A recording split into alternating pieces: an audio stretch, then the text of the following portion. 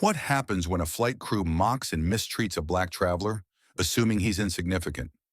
Little do they know, this man holds the ultimate power to change their lives forever. This story will leave you speechless as power dynamics shift in the most unexpected way. Malcolm Carter walked through the bustling terminal of Hartfield International Airport, blending seamlessly into the crowd. Dressed in a simple button-up shirt and well-worn jeans, he carried himself with quiet confidence. To onlookers, he appeared to be just another traveler making his way to his gate. What they didn't know was that Malcolm was no ordinary passenger. He was a self-made millionaire and the newest majority stakeholder in one of the country's leading commercial airlines. Malcolm's decision to board this particular flight incognito wasn't random. As a man who valued hard work and fairness, he wanted to experience the airline's services firsthand, not as a high-profile executive, but as an ordinary customer. It was his way of understanding the gaps in the passenger experience and assessing where improvements were needed. The first-class cabin, where Malcolm had reserved his seat, buzzed with the soft hum of conversations and the clinking of glasses. Passengers reclined in plush leather seats, surrounded by the luxurious amenities the airline prided itself on. Malcolm quietly settled into his assigned seat, his demeanor unassuming as he observed the interactions around him. Karen Douglas, the lead flight attendant, moved through the aisle with practiced efficiency. Her tailored uniform and professional smile masked a subtle air of superiority, one that Malcolm quickly noticed. Karen had worked in first class for years and was known for her polished service, though she often reserved her best treatment for passengers she deemed worthy. When Karen first approached Malcolm, her expression betrayed a flicker of surprise. Her smile faltered for a moment before she resumed her professional facade. "Sir, are you sure you're in the right seat?" she asked, her tone polite but edged with skepticism. Malcolm met her gaze calmly, holding out his boarding pass. "I believe I am," he said evenly. Karen scanned the ticket, her lips tightening as she confirmed his first-class seat. Without another word, she moved on, but not before muttering something under her breath that Malcolm chose to ignore, for now.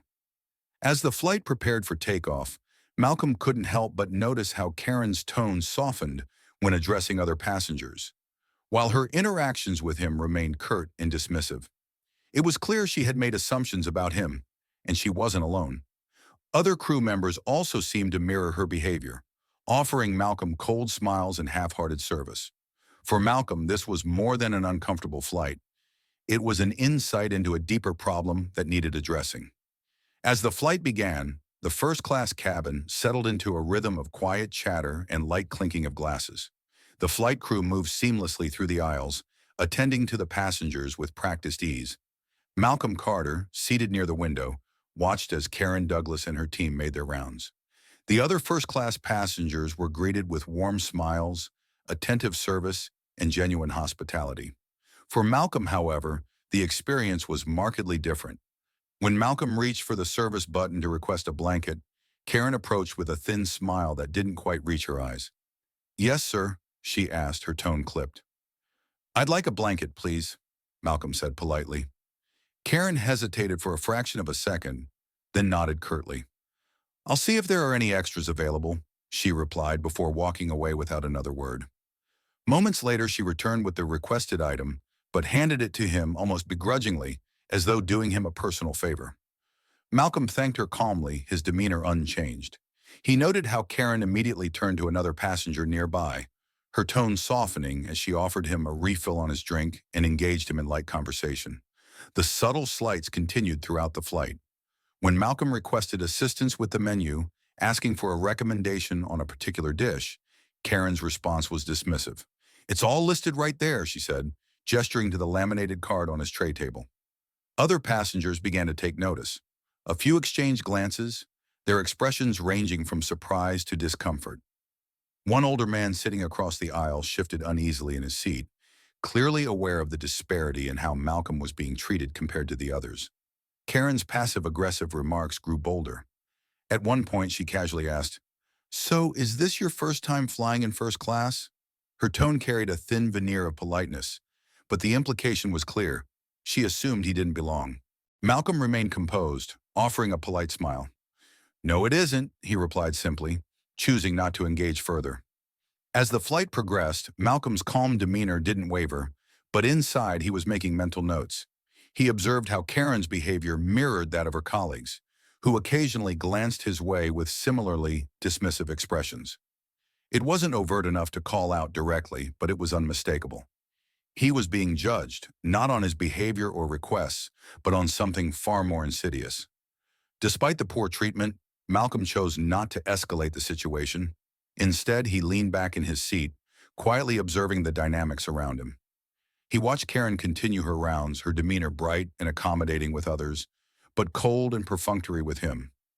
At one point, Karen made a comment loud enough for Malcolm to hear, directed at a colleague. "I guess they're letting just anyone into first class these days," she said with a smirk. Malcolm's expression didn't change, but he felt the weight of her words. He could feel the eyes of other passengers on him, some sympathetic, others indifferent. Yet he chose to remain composed, understanding that moments like this required patience. The mistreatment was undeniable, but Malcolm knew that reacting in anger would only confirm the biases Karen seemed so intent on projecting. Instead, he focused on the larger picture, recognizing this as a deeper issue within the culture of the airline, an issue he now had the power to change. As the flight continued, Malcolm resolved to let the journey play out. He wasn't just a passenger on this plane, he was also its new owner, and this experience would fuel the very changes he intended to make. As the flight reached cruising altitude, the mistreatment Malcolm Carter experienced only became more evident. His requests for basic amenities, such as water or a napkin, were met with significant delays, if not ignored outright. When Malcolm politely requested a refill for his drink, Karen Douglas barely acknowledged him. Instead, she turned to another passenger, her tone friendly and accommodating, ensuring their glass was always full. Malcolm, calm as ever, took it in stride, mentally cataloging every instance of unequal treatment. Around him, other passengers began to notice the disparities. A middle-aged woman across the aisle occasionally glanced at Malcolm, her face showing unease at the way he was being treated. Yet, like the others, she chose to remain silent, unwilling to confront the crew or call out the injustice. Midway through the flight, an unexpected situation arose. A passenger in economy class began experiencing severe discomfort, clutching their chest in visible pain. Panic rippled through the cabin as murmurs spread about a potential medical emergency. Karen rushed toward the commotion, but her usual composure faltered as she tried to coordinate a response. Malcolm, recognizing the urgency of the situation, stood up and approached the scene. "I'm certified in first aid," he said calmly, addressing Karen. She hesitated for a moment, clearly reluctant to accept his help, but the severity of the situation left her no choice. "Fine," she said tersely, stepping aside. Malcolm quickly assessed the passenger's condition, asking pertinent questions and helping to stabilize them until a doctor on board could step in. His leadership and calm demeanor helped diffuse the panic, earning nods of gratitude from nearby passengers. Even Karen couldn't deny that his actions had been instrumental. However, as the situation subsided, Karen returned to her dismissive attitude. When speaking to another crew member about the incident, she took full credit for managing the emergency, saying, "I handled it well, don't you think?" Malcolm overheard her, but he chose to let it slide, his focus still on the broader picture. Back in his seat, Malcolm couldn't help but notice how Karen's dismissiveness extended to her gossiping. She leaned toward another flight attendant, speaking in hushed but audible tones. "Did you see him trying to act all heroic? People like him just don't belong in first class," she whispered with a smirk. Malcolm's face remained neutral, though the sting of her words settled in his chest. He glanced around the cabin, noticing a few passengers who had overheard the comment shifting uncomfortably in their seats. Some shot him sympathetic looks, while others quickly looked away, unwilling to acknowledge what they'd heard. As the flight neared its destination, Karen's behavior showed no signs of improvement. When Malcolm asked for a pen to fill out a landing form, she handed it to him without making eye contact, muttering something under her breath. Moments later, she walked past him to personally hand pens to other passengers, offering each one a warm smile and light banter. Despite her attitude, Malcolm remained steadfast. He was well aware that this experience was not unique. It was a reflection of a systemic problem, one that he now had the power to address. Upon landing, Karen stood at the front of the cabin with her team, preparing to bid passengers farewell. Her demeanor toward Malcolm remained cold, offering him only a perfunctory nod as he disembarked. As Malcolm walked down the jet bridge, he couldn't help but think about the journey he had just endured. For Karen and the rest of the crew, it might have been just another flight. For Malcolm, it had been a glaring example of the work that still needed to be done to foster respect and equality, not just on this airline, but in the industry as a whole. What Karen didn't realize, however, was that her behavior had set the stage for a moment that would forever change her perspective and redefine the culture of the airline she worked for. Unbeknownst to her, the man she had treated with such disregard wasn't just another passenger. He was the one holding the keys to the future of the very company she worked for. As the plane came to a halt and the passengers began disembarking, Malcolm Carter calmly gathered his belongings, still wearing the same composed expression he had maintained throughout the flight. Karen Douglas stood at the front of the cabin, offering farewells to the first-class passengers. Her tone was warm and cheerful to each one, but when Malcolm approached, her voice turned curt, and her smile faded into a dismissive nod. "Thank you for flying with us," she muttered without making eye contact, eager to move on to the next passenger. Malcolm gave her a polite nod but said nothing. Stepping off the plane, he walked down the jet bridge and toward the terminal, where a group of sharply dressed individuals awaited him on the tarmac. As Malcolm approached, their faces lit up with enthusiasm, and one of them stepped forward to shake his hand. "Mr. Carter, welcome," said the man warmly, his voice carrying the respect of someone addressing an esteemed leader. "We're so excited to finally meet you in person. The board has been talking nonstop about your vision for the airline." "Thank you," Malcolm replied with a genuine smile. "I'm looking forward to working with all of you." Behind him, the rest of the senior executives joined in, offering firm handshakes and words of admiration. This small gathering was no ordinary welcome. It was a recognition of Malcolm as the new majority owner of the airline, the man tasked with leading its future. The commotion caught Karen's attention as she stepped off the plane with the rest of the crew. Her eyes widened in shock as she recognized Malcolm standing among the executives, shaking hands and exchanging pleasantries. The man she had spent the entire flight disrespecting was clearly someone of immense importance. "Wait, who is he?" Karen whispered to one of her colleagues, her voice trembling with disbelief. The answer came quickly as one of the other crew members, who had overheard the executive's introductions, turned to her. "He's the new owner of the airline," the colleague said, their tone a mix of awe and unease. Karen felt the blood drain from her face as the reality of her actions hit her like a freight train. The man she had dismissed, belittled, and gossiped about during the flight wasn't just any passenger. He was now her ultimate boss. The executives, aware of the incident that had taken place during the flight, turned their attention toward Karen and the rest of the crew. One of them gestured for Malcolm to address the staff. Malcolm, ever composed, stepped forward. He looked directly at Karen, his calm yet authoritative demeanor silencing the murmurs around them. "Ms. Douglas," he began, his voice steady but firm, "I'd like to take a moment to address the way I was treated during this flight." Karen stammered, her face turning red. "Mr. Carter, I didn't realize—" Malcolm held up a hand to stop her. "That's precisely the issue," and he said, "You didn't realize, but you should have. Every passenger, regardless of their appearance, deserves to be treated with dignity and respect. This is not just a standard I hold for myself, it's a standard I expect from everyone representing this airline." The surrounding executives nodded in agreement, their expressions serious. Karen's colleagues stood silently, their discomfort palpable as they watched the exchange. Malcolm continued, his tone measured but unyielding. "During this flight, I observed a pattern of behavior that was not only unprofessional, but reflective of deep-seated biases that have no place in this organization. From dismissive comments to unequal treatment, the actions I witnessed were unacceptable. This airline represents a diverse and global customer base, and it is our duty to ensure that every individual who flies with us feels valued."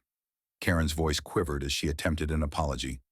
"Mr. Carter, I deeply regret my behavior. I didn't mean to—" "Intentions are not the issue," Malcolm interrupted gently but firmly. The impact of your actions is what matters. I'm not here to single you out, but to emphasize a larger point. This airline will be a place where respect and inclusivity are non-negotiable values. Karen's shoulders slumped as she absorbed his words, her humiliation evident. Her colleagues avoided her gaze, unwilling to draw attention to themselves in the tense moment. Malcolm turned to address the rest of the crew and the executives standing nearby. "This is a learning opportunity for all of us," he said. "Moving forward, we will implement new training programs to ensure that every member of our team understands the importance of customer service that transcends personal biases. This isn't just about me. It's about the countless other passengers who may have experienced similar treatment but didn't have the platform to speak out." The executives nodded, taking mental notes as Malcolm outlined his vision for change. The gravity of his words hung in the air, leaving a lasting impression on everyone present. With the matter addressed, Malcolm shifted his tone slightly, signaling that the discussion was over. "Now, if you'll excuse me, I have a meeting to attend," he said, offering a final nod to Karen and her team. As he walked away with the executives, Karen remained rooted to the spot, her mind racing with regret and shame. She realized that her actions had not only jeopardized her reputation, but had also served as a painful reminder of the prejudices she needed to confront. For Malcolm, the incident was more than a personal victory. It was a step toward creating a culture of respect and equality within the organization he now led. The changes he planned to implement would ensure that no passenger, regardless of their background, would ever have to endure the kind of treatment he had experienced. And as he entered the boardroom to begin shaping the airline's future, Malcolm carried with him the resolve to turn this moment of prejudice into a catalyst for progress. The incident involving Malcolm Carter and the flight crew quickly became the talk of the airline industry. Passengers who had witnessed the mistreatment firsthand took to social media, sharing their experiences and expressing admiration for Malcolm's poise and professionalism. Hashtags like #Respect for All and Leadership in Action began trending, with people commending Malcolm for addressing the issue with such dignity. One passenger, who had been seated near Malcolm during the flight, tweeted, "I saw a man stay calm and composed in the face of blatant disrespect, only to find out later he's the new owner of the airline. Talk about grace under pressure. Respect, Mr. Carter." The story gained traction in the news, with articles highlighting Malcolm's dual identity as a passenger and the airline's new majority owner. The coverage emphasized his actions as a powerful example of leadership, turning a personal affront into an opportunity for systemic change. Faced with mounting public scrutiny, the airline's leadership issued a statement acknowledging the incident and expressing their commitment to addressing the issues raised by Malcolm. "We take these matters very seriously and are implementing immediate measures to ensure respect and inclusivity across all levels of service," the statement read. Among these measures was a comprehensive review of the airline's customer service policies, followed by the announcement of new training programs for all staff members. These programs focused on bias awareness, cultural sensitivity, and the importance of treating every passenger with dignity. The airline's CEO praised Malcolm's actions, stating, "Mr. Carter's response exemplifies the values we aim to uphold as an organization. His vision for our airline will guide us toward a more inclusive future." Karen Douglas, the lead flight attendant at the center of the controversy, was placed on immediate leave pending an internal investigation. While she avoided direct media attention, her name became synonymous with the incident as passengers and staff recounted her behavior during the flight. As part of the airline's corrective measures, Karen was required to undergo mandatory sensitivity training. The program delved into the harmful effects of bias and the importance of equitable treatment in customer service. Though the outcome of her employment remained uncertain, Karen reportedly began to reflect deeply on her actions and the prejudices that had driven them. Meanwhile, Malcolm's leadership began to shape the airline's culture in profound ways. Employees across all departments felt a renewed sense of purpose, inspired by his story and his hands-on approach to driving change. Malcolm personally attended training sessions, sharing his experiences and emphasizing the value of respect and empathy in every interaction. Customers, too, noticed the shift. Reviews praising the airline's improved service standards began to pour in, with many attributing the positive changes to Malcolm's influence. "It feels like a completely different airline," one frequent flyer commented. "The staff is attentive, respectful, and genuinely committed to making every passenger feel valued."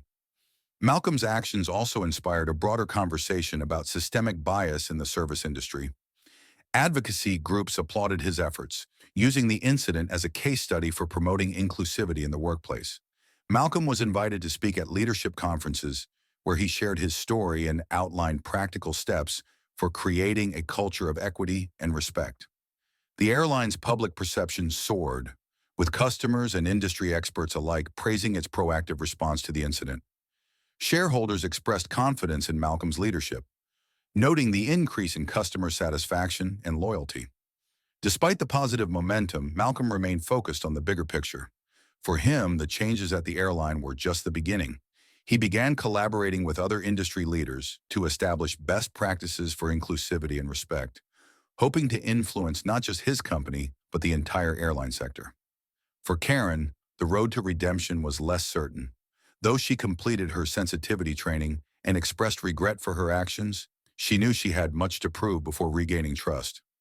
Malcolm, ever composed, chose not to publicly comment on her future, stating only that he believed in accountability and personal growth. Months after the incident, the airline held a company-wide event to celebrate the progress made under Malcolm's leadership. The event highlighted stories of employees who had embraced the new values of respect and inclusivity, showcasing the positive impact on both staff and customers. Malcolm addressed the audience with his usual calm authority.